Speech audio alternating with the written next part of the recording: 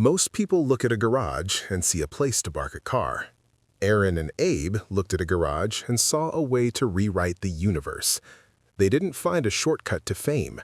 They found a delayed elevator that goes straight into the past. And in the next 10 minutes, this story gets untangled with 3 rules. The box can't teleport anyone, it can't skip the wait, and it can't keep anyone human. Because when someone plays God in a storage unit, the world doesn't just change, friendship becomes a crime scene. And the first betrayal isn't a fight, it's a quiet syringe and a locked attic door. Aaron and Abe are engineers, corporate by day, spreadsheets, meetings, dead-eyed routine. But at night, they're garage hackers chasing the one patent that finally sets them free. They've seen how fast good ideas get swallowed by the system, so this time they keep it secret, even from their closest circle.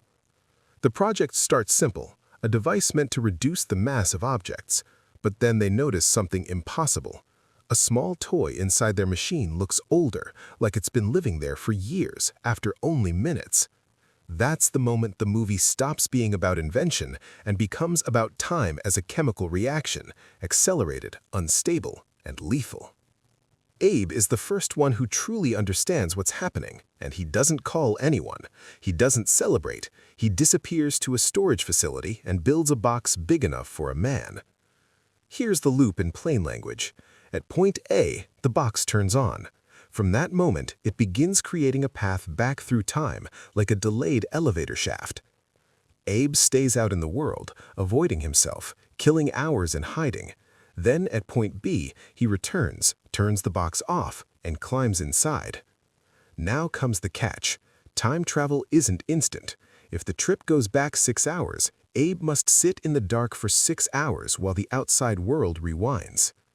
When Abe finally steps out, he exits at point A, earlier that same day.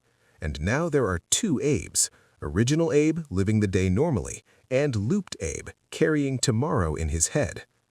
Looped Abe brings Aaron into the secret, and the temptation hits instantly, because with future knowledge, the stock market becomes a vending machine.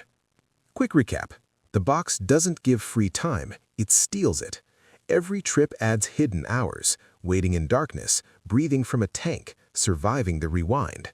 And their bodies start to show it. Nosebleeds, ear pain, their handwriting changes. The human system wasn't designed for repeated rewinds. This is where Primer gets cruel. The technology works, but the people operating it begin to fail. The first phase is clean. Make money, keep quiet, repeat. But secrecy doesn't stay stable because sooner or later, someone outside the circle starts acting like they've already seen the future. This is the part where time travel looks like a lottery ticket.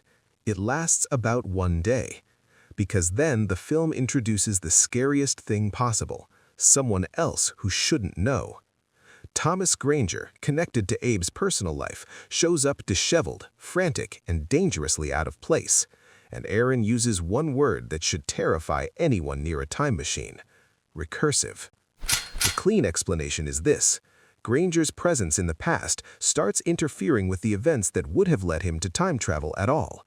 Cause begins to eat itself. The movie never gives a neat diagram, only the warning sign. Quick recap. Every time someone goes back, the room gets more crowded. Abe responds like a man who still believes in ethics.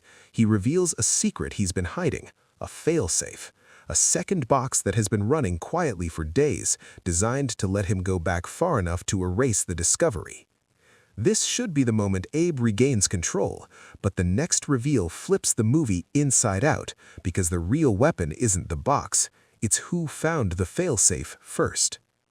The story implies Aaron got there ahead of him. Aaron went further back. Aaron arrived prepared, recordings, rehearsed lines, and a plan to stay on top. Now the identities split. Original Aaron is living Monday for the first time. Future Aaron is already carrying Monday in his pocket. And at one point, the film implies future Aaron drugged original Aaron and hid him in his own attic so the future version could wear his life like a suit. This is the moment trust dies permanently. Because the enemy isn't time, it's the person most willing to cheat. For clarity, label the chaos like this. Run 1 is the first successful loop. Run 2 is the money run. Run 3 begins when failsafes appear, because failsafes mean the past is now being edited. And once the past is editable, every conversation becomes suspicious. Every normal moment could be a performance rehearsed 100 times. By the final act, the friendship isn't a partnership anymore. It's an investigation. Two men trying to prove which version of reality is still real. Abe becomes the one trying to limit damage. One version of him chooses containment, watching, monitoring, trying to stop the machine from ever being built the same way. Aaron, meanwhile, evolves into something else. The ambition grows beyond money. One implication is that Aaron goes bigger, moving from a box to a room, scaling the concept like an industry. That's the endgame.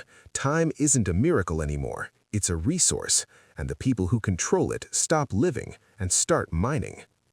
What remains ambiguous is the true count. How many loops happened off-screen? How many days were repeated? How many versions walked away? The film never pins a number down. It leaves a feeling, obsession without an off switch. The party is the clearest example. The story suggests that one more run could have solved everything, which hints at something terrifying. The night might have been rehearsed again and again until it finally obeyed. In the end, Abe tries to keep a single thread of morality alive. Aaron tries to win, and Primer's final move is simple. It refuses to confirm who truly wins because time travel has already made victory meaningless. Primer isn't just about time travel, it's about the death of trust. It argues that if mistakes were editable, people wouldn't become better, people would become more controlling. Most time travel stories sell spectacle, explosions, glossy futures, big speeches. Primer sells consequences, ear bleeds, paranoia, and loneliness, because the only person who knows what happened last time stops being a friend and becomes a rival. It treats time travel like a dirty mechanical secret, not a miracle, but a process that slowly strips the humanity from the people using it. That was the puzzle of Primer, an invention so small it fits in a box, and a betrayal so big it breaks reality. For more deep dives into films that break the brain, subscribe to Cinephile Decode. And if the attic ever creaks, it might not be the house, it might be the timeline.